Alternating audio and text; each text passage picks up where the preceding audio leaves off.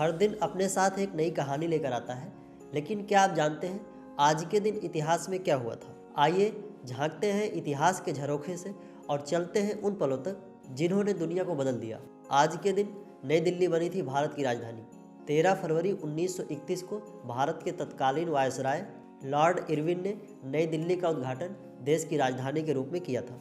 इससे पहले ब्रिटिश शासन की प्रमुख राजधानी कोलकाता थी। नई दिल्ली के निर्माण की नींव 1911 में सम्राट जॉर्ज पंचम ने रखी थी। इसका निर्माण सर एडविन लुटियंस और सर हर्बर्ट बेकर द्वारा किया गया, जिनकी डिजाइन के अनुसार नई दिल्ली को शानदार तरीके से विकसित किया गया था।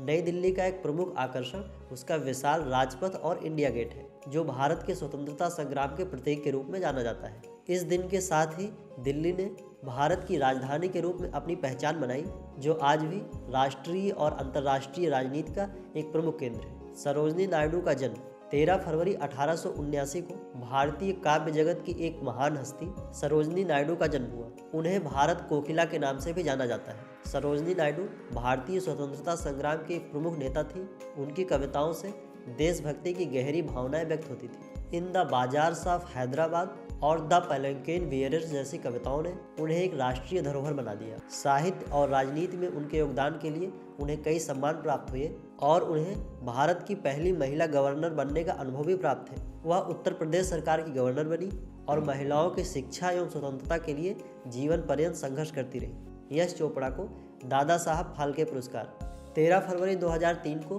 भारतीय फिल्म जगत के महान निर्देशक यश चोपड़ा को उनके जीवन भर के कार्य के लिए दादा साहब फाल्के पुरस्कार से सम्मानित किया गया। यश चोपड़ा का भारतीय सिनेमा में अपार योगदान है और उनकी फिल्में जैसे दीवार, कभी कभी, दिल वाले दुल्हनिया ले जाएंगे और वीर जारा आज भी दर्शकों के दिलों में जिंदा है। उनकी फिल्मों ने न सिर्फ भारतीय सिनेमा की धारा को प्रभावित किया, बल्कि उन्होंने बॉलीवुड को ग्लोबल स्तर पर पहचान दिलवाई। उनका सिनेमा प्रेम, रिश्तों और जीवन के जटिल पहलुओं को दर्शाने के लिए जाना जाता था।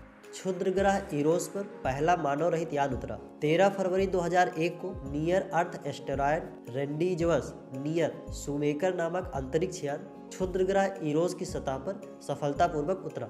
यह पहली बार था जब कोई अंतरिक्ष यान किसी एस्टेरॉयड पर लैंड हुआ। नासा द्वारा भेजे गए इस यान का मुख्य उद्देश्य क्षुद्र ग्रहों की संरचना, उनके निर्माण और उनके पृथ्वी से टकराने की संभावनाओं का अध्ययन करना था। इरोस सौर मंडल में मौजूद उन क्षुद्र ग्रहों में से एक है जो भविष्य में पृथ्वी के करीब आ सकते हैं। इस मिशन की सफलता ने भविष्य में क्षुद्र ग्रहों के खनन, उनके उपयोग और उनसे जुड़े खतरों को समझने की दिशा में एक नया मार्ग प्रशस्त किया। यह अंतरिक्ष विज्ञान के क्षेत्र में एक ऐतिहासिक उपलब्धि थी, जिसने मानवता के लिए संभावनाओं के नए द्वार खोले। इंग्लैंड की महारानी कैथरीन हावर्ड को मृत्युदंड 13 फरवरी 1542 को इंग्लैंड की रानी कैथरीन हावर्ड को व्यभिचार के आरोप में मृत्युदंड दिया गया।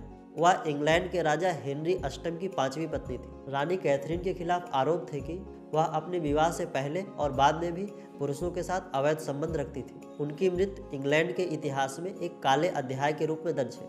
यह घटना ट्यूटर काल के इंग्लैंड के शासन और राजनीति की क्रूरता को दर्शाती है, जहां व्यक्तिगत और राजनीतिक कारणों से शाही परिवार के सदस्यों के साथ ऐसा क्रूर व्यवहार किया जाता था। गैलीलियो गैलीली की रोम में गिरफ्तारी 13 फरवरी 1633 को इतालवी वैज्ञानिक गैलीलियो गैलीली को रोम में गिरफ्तार कर लिया गया। गैलीलियो ने पहले पहल यह साबित किया था कि पृथ्वी सूर्य के चारों ओर घूमती है, जो कि चर्च के सिद्धांतों के विपरीत था। गैलीलियो की यह खोज उस समय के धार्मिक विचारों से टकराती थी, जिसके कारण उन्हें धर्मनिरपेक्ष अदालत द्वारा आरोपित किया गया और उन्हें अपने सिद्धांतों से वापस हटने के लिए मजबूर किया गया।